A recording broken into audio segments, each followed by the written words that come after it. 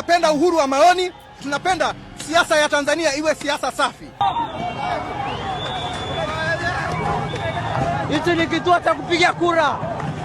Hamna kupiga kura hapa. Watu pa barabara. I'm left to question myself. Is this the same Tanzania that John Pombe Magufuli fought for? Is this the same Tanzania that Julius Kambarage Nyerere fought for? Is this the same Tanzania that the Pan-Africanists of the then, the Kenneth Kaunda, Kwame Nkrumah, Patrice Lumumba, all that cabal and the vaudeville of those leaders that wanted to see Africa coruscate and rutilate on that Kilimanjaro peak? Is this the same Tanzania they would have loved to see? I'm left to defer, to shirishar and to vacillate. And willy-nilly on Olens Volens, believe you me, this is a pure menace, and this on its own is a desideratum and an exemplary gracia that things are bad in Tanzania.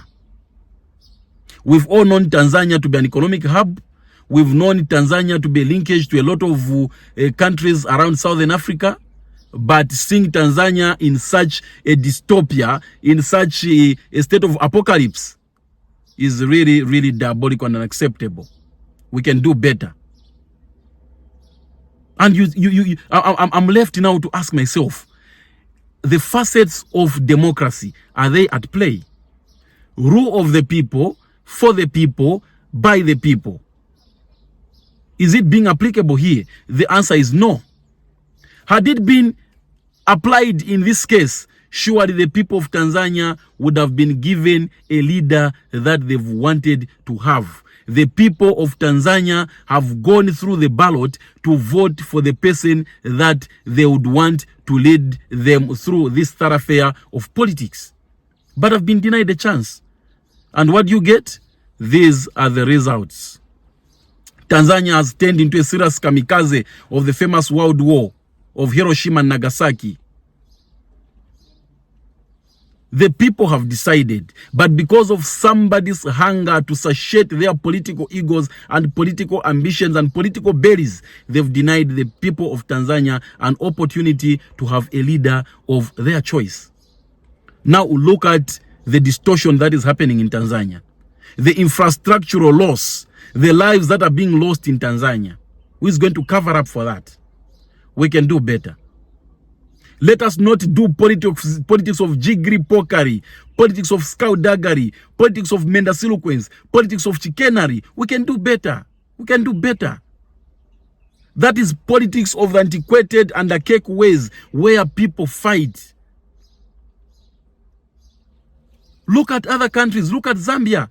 They've been passing on the baton of power from one person to another, from Kenneth Kaunda to the 7th president, Hakainde Hichilema, without any problems. Look at South Africa. Look at Botswana. This is sheer show of public shame. Very opprobrious indeed.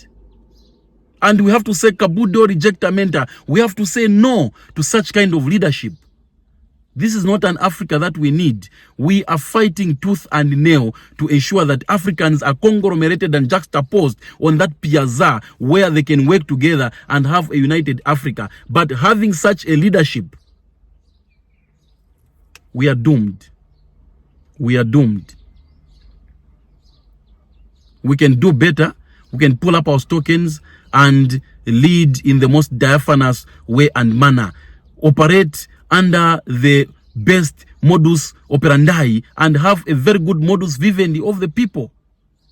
I think the livelihood of the people has to come first. Whether the Wananchis, the hoi polloi, or the bourgeois, or the PDGs, we ought to be given an opportunity to operate in the most diaphanous way and manner. But this on its own is going to hamper the economy of Tanzania. Anyway, I'll not say a plethora of words. I can end up exhausting the whole dictionary. But let me beseech, importune, and supplicate the status quo to look into this matter perspicaciously and scrupulously with all levels of succor. I rest my case.